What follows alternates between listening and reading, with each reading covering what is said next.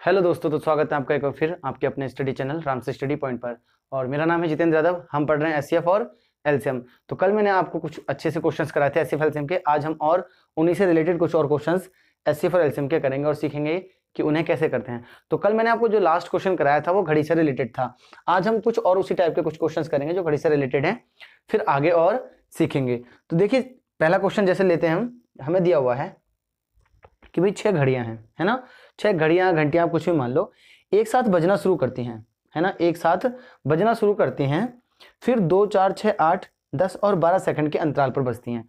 तो हमसे बोला कितना है, 2 4 6 8 10 और 12 सेकंड के अंतराल पर बजती हैं। हमसे बोला है तो 30 मिनट में वे कितनी बार एक साथ बजेंगे। देखिए, इस क्वेश्चन में बहुत ज्यादा बच्चे कंफ्यूज होते हैं। हम क्या करते हैं, बस 30 मिनट में निकाल लेते हैं। लेकिन एक बात बताओ, एक बार तो पहले ही बज चुकी है ना, क्योंकि वो बजने के बाद ही तो 2 4 6 7 8 सेकंड के अंतराल पर बजती हैं। तो ऐसे में जब मैंने आपको बताया था कल आपको लेना था एलसीएम, तो आपको एलसीएम लेना है। तो आप जानते हैं कि हमें सिर्फ 12 एलसीएम ले लेना है, जो सबसे बड़ा होता है। देखिए, 2 से तो ये पूरा पूरा कट जाएगा, तो एलसीएम लेने की कोई जरूरत नहीं है अभी। यानी कि 12 का जो एलसीएम होगा तो ये 2 पूरा पूरा इस 12 में आता है। 4 से भी कट जाएगा, 6 से भी ये कट जाएगा, लेकिन आप देख रहे हैं कि 8 से 12 नहीं कटेगा। मैंने आपको बताया था ना कि एलसीएम वह छोटी से छोटी संख्या होती है जो इन सब संख्याओं से डिवाइड जाए। तो आप देख रहे हैं इससे भी जा रही है, इससे भी जा रही है, इससे भी जा रही है, यानी कि 2 4 और 6 का तो एलसीएम 12 ही होता है। लेकिन जैसे ही 8 आया तो 8 12 को डिवाइड नहीं कर पाएगा। क्यों नहीं कर पाएगा? 4 दूनी 8 और 4 3 12। आप देख रहे हैं जो 8 है इसमें 2 कॉमन नहीं है, तो बस अगर 2 यहाँ पर कॉमन नहीं है इस 12 में, तो हमने 2 की मल्टीप्लाई कर दी। यानी कि अब देखिए 8 से भी भाग चला जाएगा। अब आपको इसे 10 से भाग करना है, तो आप जानते हैं अगर हम 10 से भाग करेंगे 12 गुणा 2 को 10 से, तो आप जानते हैं कि 5, यानी कि इसमें 5 नहीं है ना, तो हम क्या करेंगे 5 की और इसमें मल्टीप्लाई कर देंगे। तो अब देखिए हमारा यहाँ से कहां तक कट गया, आप जानते हैं 10 से भी कट गया, 12 से तो ये 12 कट ही जाएगा। तो आप जानते हैं 12 पंजे 60 दूनी 120 सेकंड जो आ गया वो आपका क्या आ गया, एलसीएम आ गया। यानी कि 120 सेकंड में वो फिर से बच जाएंगी 120 सेकंड के बाद। तो आप जानते हैं 120 सेकंड का मतलब होता है 2 मिनट, यानी कि 2 मिनट में वो कितनी बार मिलेंगी, एक बार। यानी कि अगर 2 4 6 8 और 10 और 12 के अंतराल पर बजती हैं, इसका मतलब एक बार बजने के बाद वो दोबारा 2 मिनट के बाद बजेंगी। हमसे पूछा 3 मिनट में कि 30 मिनट में, तो आप कहेंगे 30 मिनट में हमें बजानी है, कितना गुना है आपने कहा 15, यानी कि वो 15 बार बजेंगी, है ना, इस 30 मिनट में। लेकिन आपको पता है कि वो इस अंतराल पर बजेंगी, एक बार वो पहले ही बज चुकी हैं, क्योंकि पहले बजाया होगा, उसी के बाद तो वो दूसरी वाली 2 पर बज जाएगी, 4 पर बजेगी, 6 पर, 8 पर, 10 पर और 12 पर बजेंगी। तो 2 मिनट के बाद यानी कि 15 बार तो वो बज जाएंगी किसमें, 30 मिनट में। एक बार वो सबसे पहले बजी होंगी, यानी कि 16 बार टोटल बजेंगी। तो देखिए बच्चे क्या करते हैं इन क्वेश्चन में, वो सिर्फ 15 ही आंसर लगाते हैं, और आपकी अगर किस्मत बुरी है तो ऑप्शन में 15 भी रहता है, जिसकी वजह से आपका आंसर क्या हो जाता है, गलत हो जाता है। तो बस याद रखिए कि अगर वो ऐसे पूछता है कि कितनी बार बजेंगी, तो आप याद रखना एक बार वो ऑलरेडी बज चुकी हैं, क्योंकि 6 घड़ियां बजी होंगी ना, पहले एक बार बजाया होगा तभी तो 2 4 6 और 8 के अंतराल पर बजेंगी। तो आई होप आपको क्लियर हो गया होगा। चलिए और क्वेश्चन लेते हैं, आप खुद करके उसे देखना। अगला क्वेश्चन हमें दिया हुआ है कि 3 घड़ियां हैं भाई, 48 72 और 108 सेकंड के अंतराल पर बजती हैं। कितने पर? 48 72 और 108 सेकंड के अंतराल पर बजती हैं। यदि वे 10 बजे बजे, यानी कि कितने बजे बजे, 10 बजे बजे भाई, अभी वो बजी होंगी 10 बजे, है ना। तो बोला है वे पुनः कितने बजे एक साथ बजेंगी। तो आप जानते हैं कि हमें एलसीएम ले लेना है कि भाई कितने समय बाद एक साथ बजेंगी। तो आप जानते हैं इनमें बड़ा कौन है, आपने कहा 108, तो आपको 108 को डिवाइड करके देखना है। तो आप जानते हैं 12 से कट जाएगा, 12 चौक 48, 12 निम्मा 108, 4 बच रहा है आपका, यानी कि 108 में 48 का 4 कॉमन नहीं है, तो हमने 4 लिख लिया। एलसीएम लेने में आसानी है, ऐसे आप ले सकते हैं। आप जानते हैं 72 से कितने बार में कटेगा, तो आप जानते हैं कि 72 और 108 गुणा 4 को हमें डिवाइड करना है।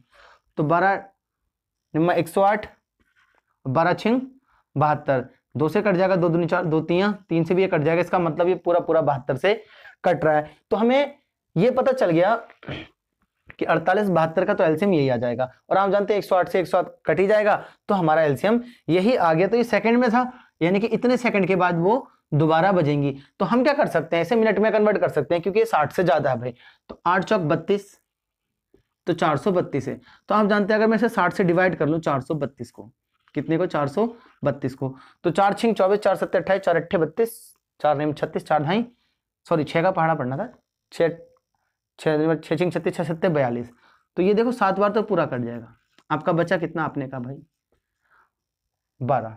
कितना बचा आपका 12, यानी कि देखो 60 मिनट तो वो पूरे पूरे हो जाएंगे। कितने हो जाएंगे 7 मिनट, और आप जानते हैं ये है 12/60 मिनट है। ये भी हम इसे कन्वर्ट कर लेते हैं किसमें, सेकंड में। तो ये 60 से 7 कट गया, तो यानी कि 7 मिनट 12 सेकंड और उसे लग जाएंगे। अगर 10 बजे के बाद उसे 7 मिनट 12 सेकंड और लग रहे हैं तो आप कहेंगे वो बजेंगे 10:07 मिनट 12 सेकंड पर। तो यही क्या हो जाएगा आपका आंसर हो जाएगा। तो आई होप आपको ये भी क्लियर हो गया होगा। बस कुछ नहीं करना है, आपको एलसीएम लेना है। और ये देखिए अगर आपका ये 60 से ज्यादा आ रहा है तो आप जानते हैं 60 पर 1 मिनट हो जाता है, ये तो 432 है, तो कितने मिनट हो जाएंगे आप जानते हैं। 60 से अगर हम डिवाइड करें 7×42 है ना, तो 7×42 बचेगा आपका 12, और बट्टे में ये भी तो मिनट ही है। जैसे अगर हम इसको लिखते तो हम इसको ऐसे लिखते भाई 7 सही 12/60 मिनट है। ये क्या है मिनट, तो आप जानते हैं ब्रेक करके लिख सकते हैं कि भाई ये 12/60 है, ये भी तो मिनट ही है। तो मिनट को हमने किस में कन्वर्ट कर लिया था, सेकंड में, यानी कि 7 मिनट 12 सेकंड का और समय लगेगा 10 बजे के बाद। तो आप जानते हैं 10:07 मिनट 12 सेकंड पे क्या हो जाएंगे, दोबारा बज जाएंगे। तो आई होप आप ऐसे क्वेश्चंस को अब कर पाएंगे। तो चलिए और क्वेश्चन लेते हैं।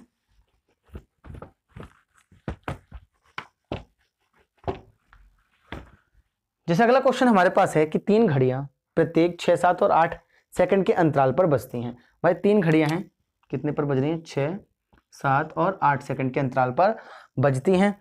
यदि वे अभी 12 बजे एक साथ बजी है ना, कितने बजे बजी हैं भाई वो 12 बजे।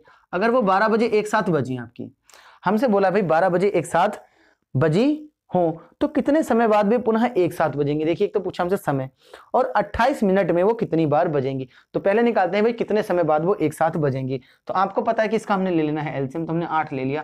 तो आप जब 8 से 6 को डिवाइड करके देखेंगे तो आप जानते हैं यहाँ पर 3 बच जाएगा, यहाँ तो हो जाएगा 4, यानी कि इस 8 में 3 कॉमन नहीं है। इसका मतलब ये 6 से नहीं कटेगा, तो हमने कह दिया भाई अब तो कटेगा, 8 दिया 24 हो गया है ना, एलसीएम ले लिया। देखिए 7 से तो इसमें कुछ भी कॉमन नहीं है, तो 7 की तो डायरेक्ट मल्टीप्लाई करनी पड़ेगी। तो आप जानते हैं अब हम इसको क्या कर पाएंगे, सॉल्व कर पाएंगे, क्योंकि ये आ गया हमारा एलसीएम। तो 7 7 21, तो 8 गुणा आप कहेंगे भाई 21, तो 8 एकम 8, 8 दूनी 16, 168। ये किस में था आपका, आपने कहा भाई सेकंड में था, 168 सेकंड। हम क्या करेंगे इसे मिनट में कन्वर्ट कर लेंगे। तो आप जानते हैं हम 168 को किससे डिवाइड कर देंगे, आपने कहा 60 से। तो 6 दूनी 12, 6 3 18 तो ज्यादा हो जाएगा, 6 दूनी 12 यानी कि 120। तो आपने कहा यहाँ बचा 48, बचा आपका 48, यानी कि देखिए 2 मिनट तो पूरे पूरे हैं, बाकी 48/60 आपका मिनट है। तो हमने लिख लिया भाई 2 मिनट प्लस 48/60 क्या चीज, सेकंड।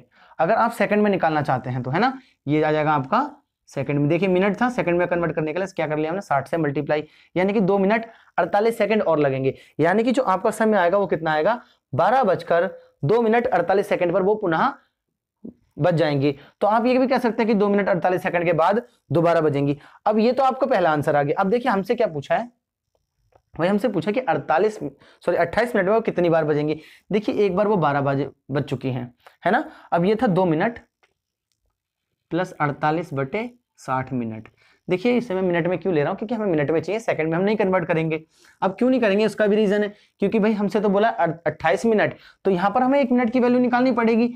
तो आप जानते हैं इसे अगर हम काटें 12 चौक 48 और 12 पंजे 60, तो आपने कहा 5 दूनी 10, यानी कि 14/5 मिनट में है ना।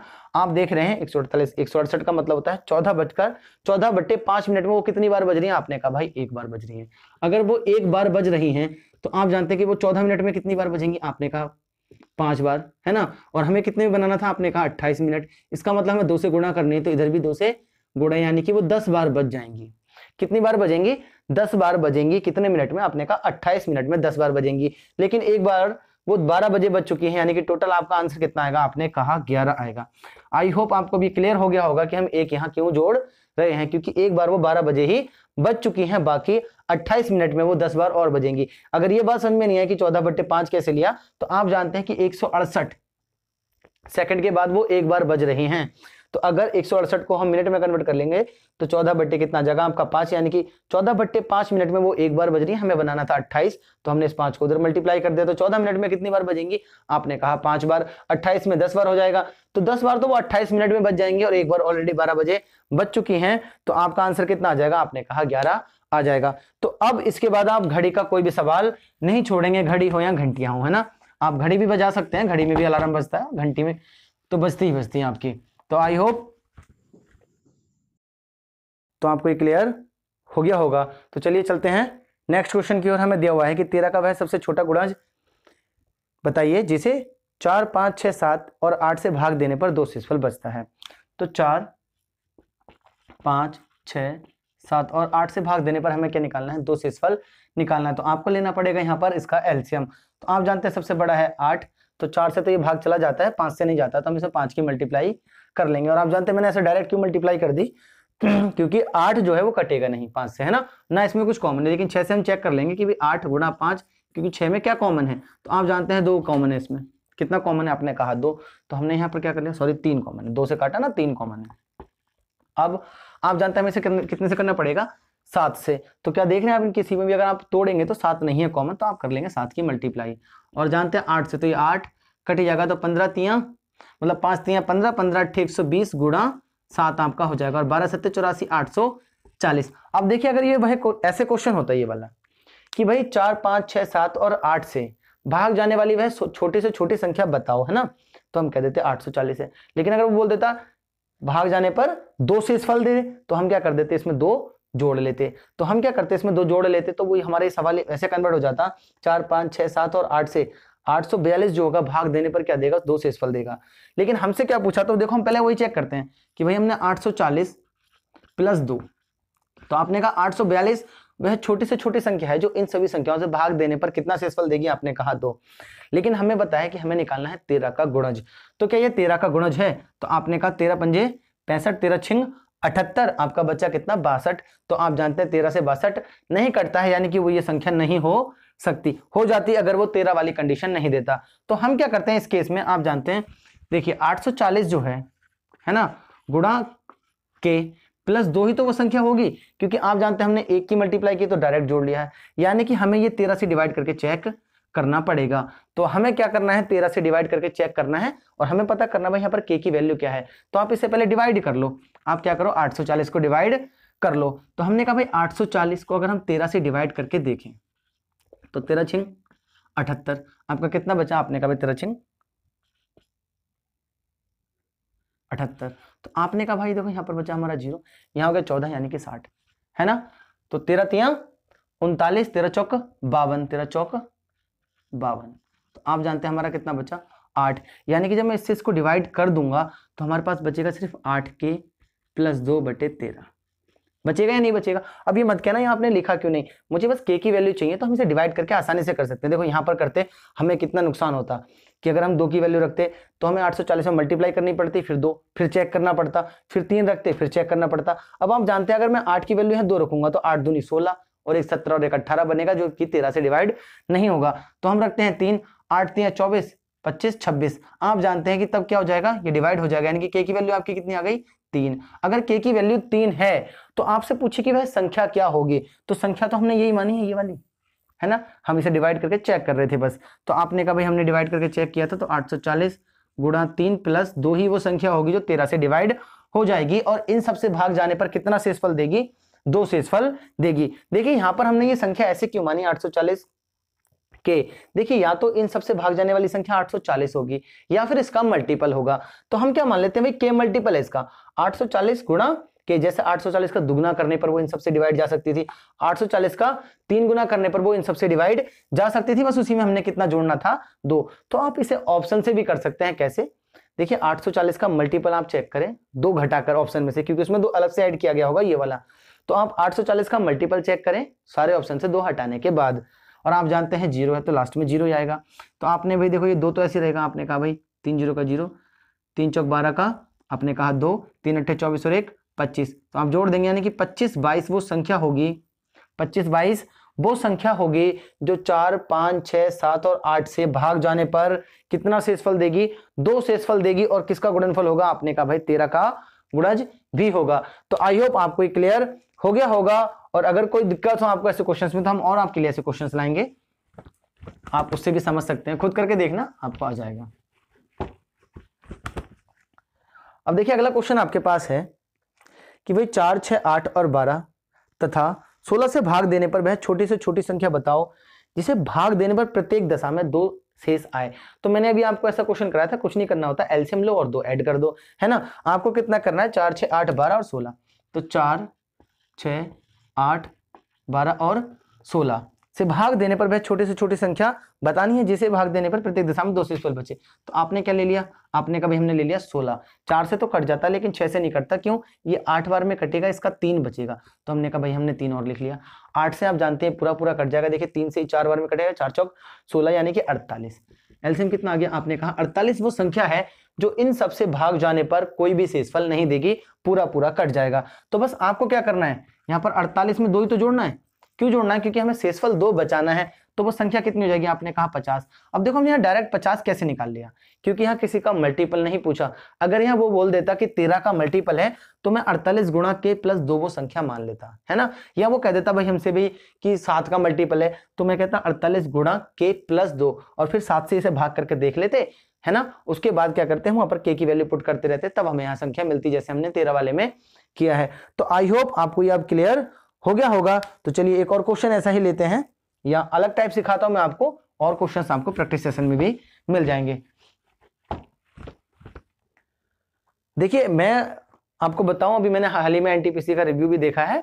आप जानते नहीं है कि एचसीएफ एलसीएम से कितने बहुत ज्यादा क्वेश्चंस जो है आए हैं आपके एनटीपीसी में, सेम क्वेश्चंस आए हैं, सेम कंसेप्ट्स में आए।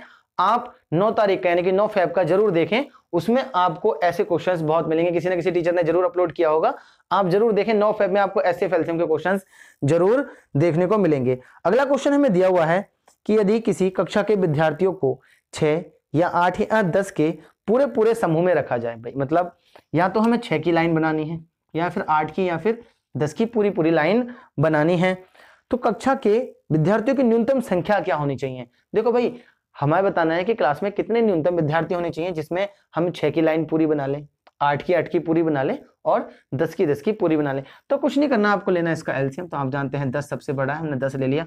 10 को अगर आप 6 से डिवाइड करके देखेंगे तो 2 3 2 पंजे, आप जान रहे हैं इसका 3 बच रहा है, हमने 3 लिख लिया। और अब हमें 10 गुणा 3 को किससे डिवाइड करके चेक करना है, आपने कहा भाई 8 से। तो आप जानते हैं 4 से 2 से काट लो, 2 चौक 8 2 पंजे 10, तो ये बच रहा है आपका 4। तो आप कहेंगे 4 3 12 यानी कि 120 स्टूडेंट्स क्या होने चाहिए थे, कक्षा में होने चाहिए थे, तब हम क्या कर पाएंगे, इनको भाई आराम से लगा पाएंगे।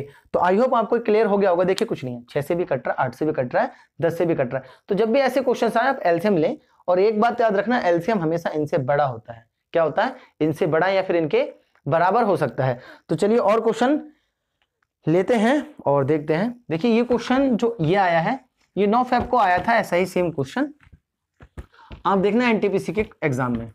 तो इसमें हमें दिया हुआ है कि भाई दो संख्याओं का जो एलसीएम है तथा एचसीएफ का 84 गुना है। तो जो एलसीएम है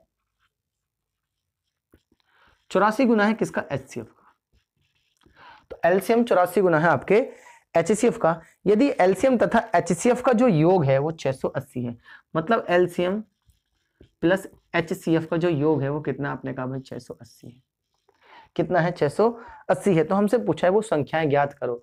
अब देखो संख्याएं ज्ञात कैसे करेंगे, तो आप जानते हैं कि मैं एलसीएम की वैल्यू यहाँ पुट कर सकता हूँ। तो ये हो जाएगा, देखिए 84 ही हो जाएगा, क्योंकि यहाँ पर हम 84 लिख सकते हैं। 84 एचसीएफ प्लस एचसीएफ इक्वल 360, उसके बाद 680 कितना हो जाएगा आपका 680। तो आप 84 और 1 85, एचसीएफ की वैल्यू कितनी आ जाएगी 680। तो आप जानते हैं अगर हम एच की यहाँ से वैल्यू निकालें तो 680 बटे आपने कहा 85। तो हम इसे कितने से काट सकते हैं, आप कहेंगे 5 से हम इसे आराम से काट सकते हैं। तो 5 ही कम 5 और 17 हो जाएगा, 17 पंजे 85 होता है। 5 से काटेंगे 5 ही कम 5 5 3 15 5 6 30, तो 17 8 136 होता है शायद। तो 17 8 136। तो आप जानते हैं एच की वैल्यू कितनी आ गई, आपने कहा 8 आ गई। अगर एच की वैल्यू 8 है तो आप जानते हैं जो एलसीएम होगा वो कितना आ जाएगा, आपने कहा एलसीएम जो आएगा वो आएगा आपका 84 गुना 8। कितना आएगा, 84 गुना 8। अब आपको पता है, मैंने ये बात आपको बहुत बार बता दी कल परसों से, कि जो एलसीएम होता है वो कितना होता है, एचसीएफ गुणा ए इंटू बी, जहां पर ये होती है सह अभाज्य संख्याएं। क्या होती है, सह अभाज्य संख्याएं। अगर ये सह अभाज्य संख्याएं हैं तो आप जानते हैं हम इस 8 को आगे लिख सकते हैं, यानी कि हम अपने एलसीएम को एडजस्ट कर सकते हैं। 8 गुणा 12 सत्ते 84, क्या हो जाएंगे 12 सत्ते 84। तो आप जानते हैं कि जो संख्याओं का जो रेशियो आ रहा है वो कितना आ रहा है, 12 और 7। तो बस आपको अगर संख्या निकालनी है तो आप जानते हैं इसमें एचसीएफ की मल्टीप्लाई करते हैं तो 12 8 96, 8 सत्ते 56। तो वो संख्या कितनी आ जाएंगी आपकी 96 और 56 आ जाएंगी। तो क्या बताइए इस क्वेश्चन में कोई भी आपको दिक्कत हुई? कुछ नहीं है, जैसे जैसे क्वेश्चन ने बोला हमने एचसीएफ की वैल्यू निकाली। बस ये वाली बात आपको बहुत बात याद रखनी है कि जो एलसीएम होता है वो एचसीएफ इंटू ए इंटू बी होता है, यानी कि सह अभाज्य संख्याएं, यानी कि हमें ये संख्याओं का रेशियो मिलता है और ये हमें चाहिए। अगर हम रेशियो में एचसीएफ की मल्टीप्लाई कर देते हैं तो हमें क्या मिल जाएंगी? संख्याएं मिल जाएंगी। तो आई होप आपको ये क्लास अच्छी लगी होगी। तो प्लीज हमारे चैनल को लाइक शेयर और सब्सक्राइब जरूर कर दें ताकि आप अच्छी से अच्छी क्लास ले पाएं और अपनी मैथ्स को बहुत अच्छा कर पाएं। अपने दोस्तों के साथ भी शेयर कर दीजिए। चलिए मिलते हैं आपसे नेक्स्ट वीडियो में।